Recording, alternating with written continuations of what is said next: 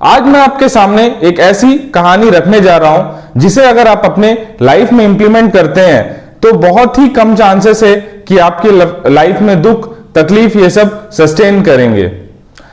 चलिए स्टोरी को शुरू करते हैं। एक गांव में एक राजा और एक भिखारी रहता था। वह भिखारी अपने गांव में भिक्षा मांगा करता था ताकि वह अपना दिनचर्या चला सके। धीरे धीरे लोग भी उससे कुछ कुछ सलाह लेते थे और वो लोगों को सलाह दिया करता था। पूरे गांव में वो धीरे धीरे फेमस होने लगा और लोगों को अच्छी बातें बताने लगा। यह खबर राजा के कान तक पहुंची तो राजा खुद उससे मिलने चले आए और बड़े ही प्रभावित हुए उनके ज्ञान को जानकर।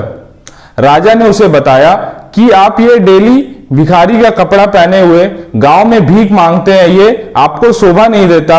आप हमारा मंत्री पद स्वीकार करिए। इस बात से भिक्षक काफी नाराज हुआ और उसने राजा को बताया कि मैं आपके प्रस्ताव से बिल्कुल भी प्रसन्न नहीं हूं, ना मैं आपके मंत्री पद से जुड़ना चाहता हूं, मगर मैं अभी इस अवस्था में नहीं हूं कि लोगों के लिए कुछ कर सकूं सिवाय उपाय बताने के। तो मैं मंत्री पद इसलिए जुड़ूंगा ताकि मैं लोगों की सेवा कर सकूं, ना कि अपने ऐशो आराम के लिए। मगर मेरी एक शर्त होगी। वो शर्त क्या थी कि उसे महल में एक कमरा ऐसा चाहिए होता था जिसमें कोई भी ना आ सके, यहां तक कि राजा को भी परमिशन नहीं दी जा सकती थी उस पर कमरे में घुसने की।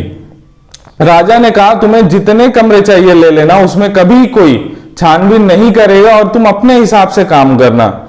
इस शर्त को मानते हुए उसने मंत्री पद में शामिल हुआ। धीरे धीरे में वो पूरे गांव में लोकप्रिय हो गया और जितने भी अन्य मंत्री थे अब उससे जलने लगे।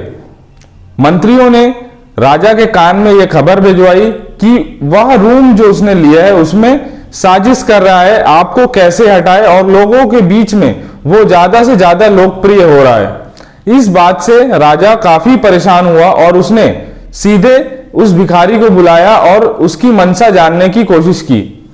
उस भिखारी ने बस राजा को इतना ही कहा, अगर आप चाहते हैं, आपका महल है, आप जब चाहे उसमें छानबीन कर सकते, मगर मेरे शर्त के अनुसार अगर आपने छानबीन की तो मैं वहां से चला जाऊंगा और आपके मंत्री पद को छोड़ दूंगा।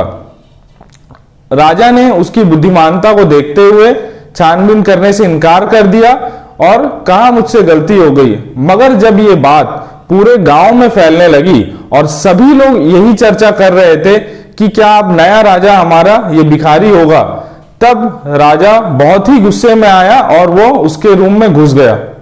जैसे ही उसके रूम में घुसता है, राजा उससे पूछता है तुमने ये रूम छुपाया क्यों था, इसमें तो ऐसा कुछ है ही नहीं, सिर्फ सामने एक दीवार में उसके भिखारी वाला चोला लटका हुआ था, इसके अलावा कुछ भी नहीं था उस रूम में। सबसे पहले भिक्षक ने कहा कि आपने नियम का उल्लंघन किया है, मैं आपके मंत्री पद को छोड़ता हूं। और रहा बात इस रूम का, इस रूम में मैं किसी भी ऐशो आराम को नहीं रखना चाहता था। मैं दिन भर मंत्रियों वाली वेश में लोगों की सेवा करता था और रात में मैं अपने ये भिखारी वाला चोला पहन के सोता था ताकि मैं हमेशा अपने कर्तव्यों से जुड़ा रहूं और मैं जिस जगह से आया हूं उस जगह को कभी भूलकर ऐशो आराम में अपनी जिंदगी को बदल ना दूं, इस डर से मैं हमेशा यहां करता था। और अगर आपको ये पता चल जाता तो आप हमारे लिए हर सुविधा का साधन उपलब्ध करा देते जिससे मुझे काफी तकलीफ होती। तो इस वजह से आपने अपना नियम का उल्लंघन किया, अब मेरे पारी, मैं इस मंत्री पद को छोड़कर जा रहा हूं।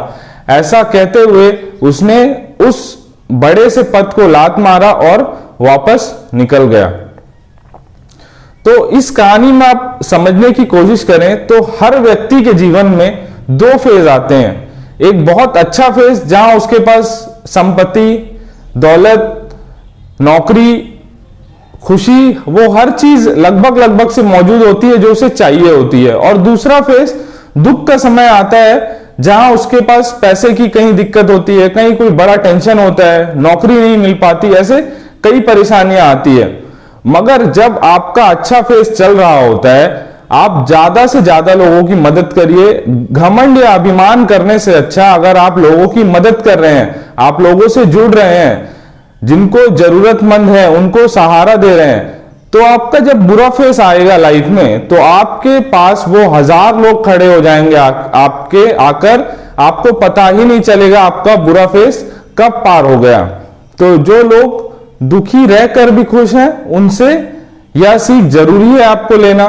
और रही बात दूसरी चीज, जो आजकल आपने देखा होगा कि घर घर भिक्षक जा रहे हैं और लोगों के पास मतलब इतना गलत ट्रेंड बन गया है कि सभी उठाकर पैसा दे रहे हैं।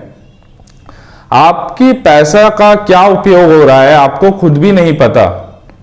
हमारे जो पूर्वज थे उनसे हमें यह सीखना चाहिए कि जो भी आपके घर आ रहा है भिक्षा मांगने, उन्हें पानी पिलाइए।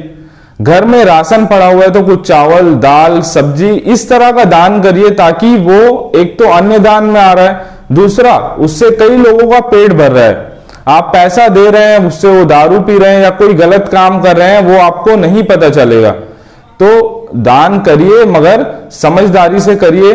कोई बाहर मिल रहा है आपको, कुछ खिला पिला दीजिए उसे, ताकि उस पैसे का सही उपयोग हो। तो इस वीडियो को यहीं समाप्त करते हैं। बस इतना ही रिक्वेस्ट है, अगर आप अपने ग्राउंड से जुड़े रहे हमेशा और लोगों की मदद करते रहे, भगवान ने अगर आपको मदद करने के लायक बनाया है और इस धरती में भेजा है, तो आपसे जितनी क्षमता है आपकी उस हिसाब से जरूर मदद करिए। आप एक हाथ बढ़ाइए, आपकी तरफ 100 हाथ बढ़ेंगे मदद के। धन्यवाद।